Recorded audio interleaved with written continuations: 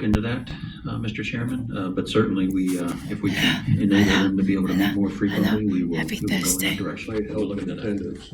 Yes. Thank you. The Sunrail Technical Advisory Committee update. Yes, good afternoon, Mr. Chairman, members of the commission. We had our tech committee meeting on April 10th. We did have a quorum. Our only action item of the day was approving the January 10th meeting minutes, which were passed unanimously.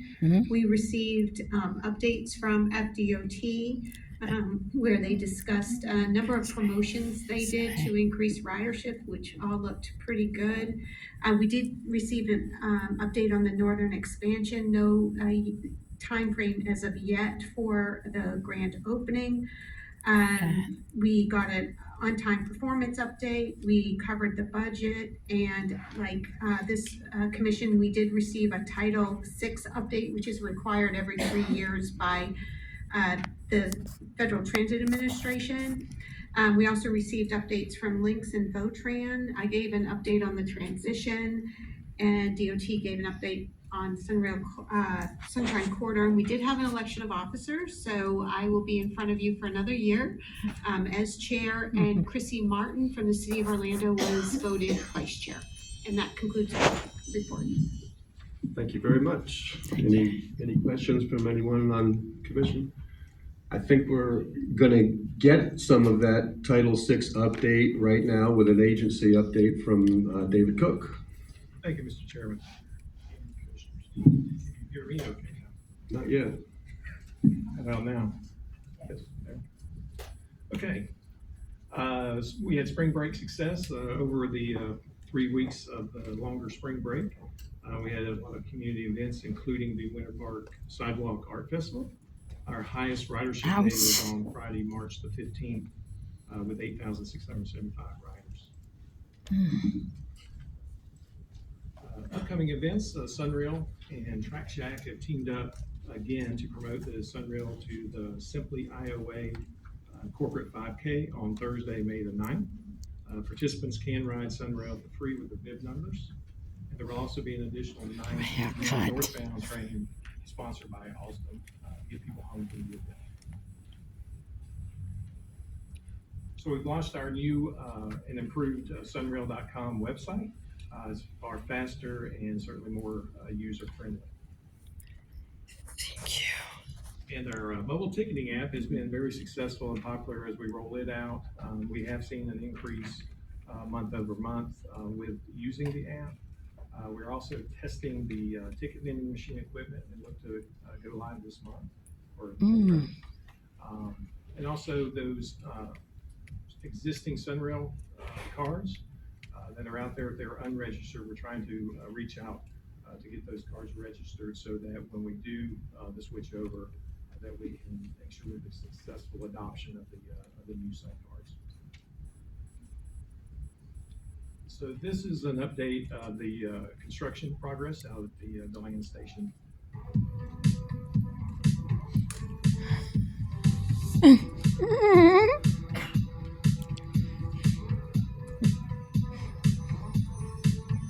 So happy.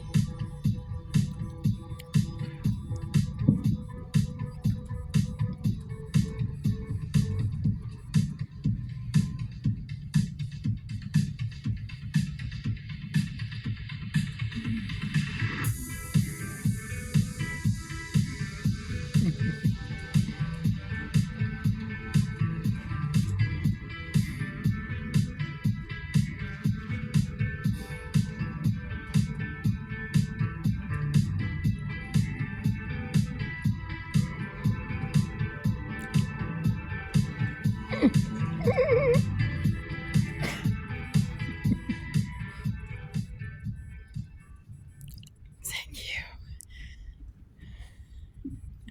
Okay. The average daily ridership for March was 5294, and we continue to see ridership numbers trending upwards. And our on-time performance for March was above 91%.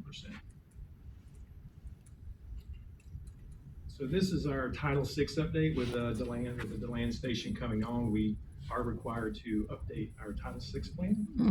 Those updates are required by FTA every 3 years, or when there is a major service change or fare change.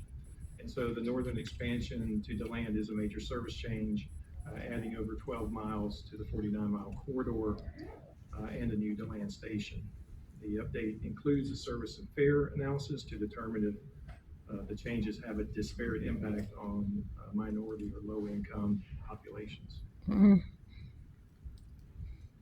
so the update included an analysis of the demographic characteristics in the service area, and this data is from the 2022 American Community Survey and includes a 3-mile buffer around the station area. So the service equity analysis showed no disparate impact on minority or low-income populations in the service area. The expanded service will provide minority and low-income populations with increased mobility options. And the Title VI update will be submitted to FTA following a 30-day public comment period and subsequent approval by the Commission.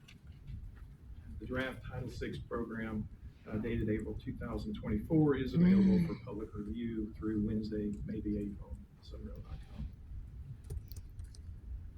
That concludes my update. Thank you. Any comments, questions? Then we'll move to the links update. Bruce Detweiler. All right, good afternoon. Bruce Detweiler, Manager of Service Planning at Links. With the connectivity updates for March, we saw a 9% increase when we compared to March of last year. And overall, we're seeing a 9% increase for the year to date. Next slide, please. And so our feeder route service for March, when we averaged total ridership changes, we're showing a 4% increase for fixed route and a total 7% decrease for neighborly when we compare to the following or the previous year. Okay, please. And lastly, the ridership from Sand Lake Station to the airport for the month of March. It's a new metric that we're measuring, and that is showing a 153% increase when we compare it to last year. And that concludes my update. All right. Thank you. Bobby King, do you want to give us a Votran Phil. update? Good afternoon, Bobby King, Transit Services Division Director for Volusia County. And I'm happy to say that we're back into the average daily ridership of 30. That's about what we see on a normal basis. So that's good news. I do also want to tell you, even though I don't have a report to show you, our VoRide service, which is our microtransit mobility on demand service in the Deltona, DeBary, North City area, started on April 8th, and one of the top 3 locations for drop-off is Sunrail. So I think by next month I'll have a report for you that's starting to show the increase in transfers for DeBary Sunrail. So very excited about that. Me too. Thank you. Thank you. Yes, comment? It was working earlier, but they didn't like what I said, so now it's just turned on. You gotta press it hard sometimes. There you go. There, wow. 6 Thank times. you, Amy. I was so impressed by that presentation that you made at our last meeting. Where did you go? Bobby King. There you are. I'm impressed. I really appreciated that, and of course, it was my first opportunity to hear about that new type of service that you're offering, and it seemed very efficient and impressive, and so congrats to you all in Volusia County.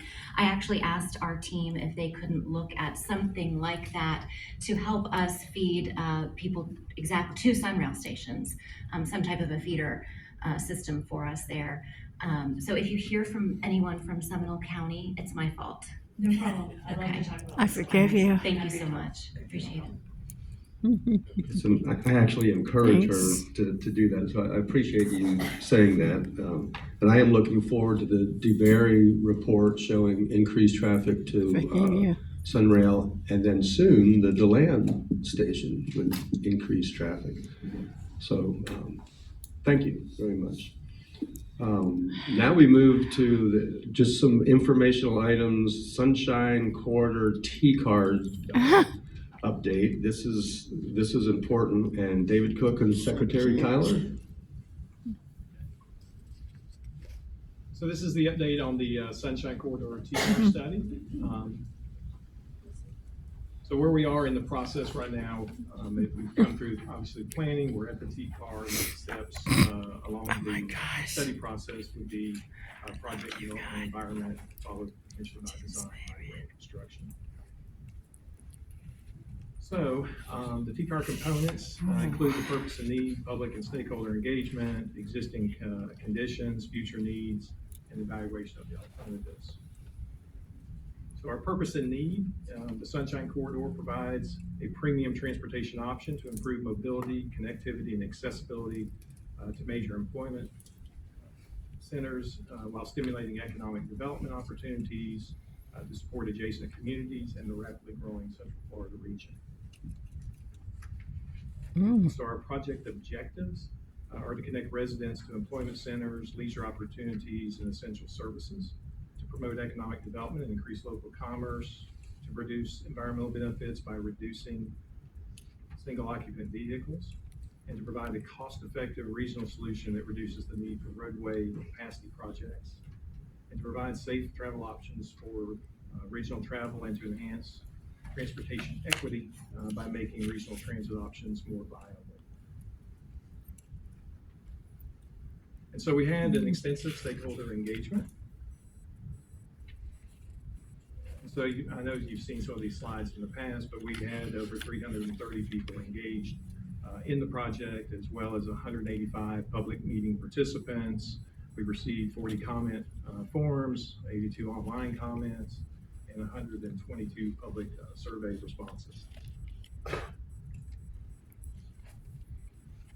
And so the survey results, and this is again the actual survey that they took, 90% were familiar with the Sunshine Corridor, 50% use Sunrail primarily for traveling to and from entertainment venues, and then 98% expressed support of the expansion of Sunrail.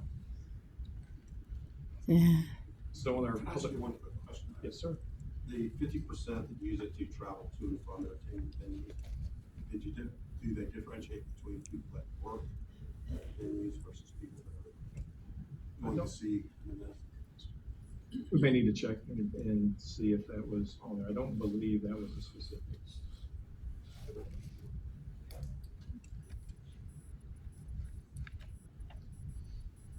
So approximately 80% of the responses specifically related to comments supported the expansion of Sunrail, including days and hours of service, which is, I think, a common theme. Okay, then we go to our alternative screening. So our alternatives that were under consideration included enhanced bus rapid transit, commuter rail, and the trackless tram. And so based on our purpose and need, these were the categories we looked at weighing the alternative modes, and that included leveraging existing rail infrastructure, improving access and connectivity to those employment centers, and providing multimodal transportation options, as well as advancing local priorities and leveraging transportation investments. So our recommended alternative was commuter rail. It met all of those screening needs. We did have public support determined through our engagement efforts, and commuter rail does leverage planned investment in infrastructure and service.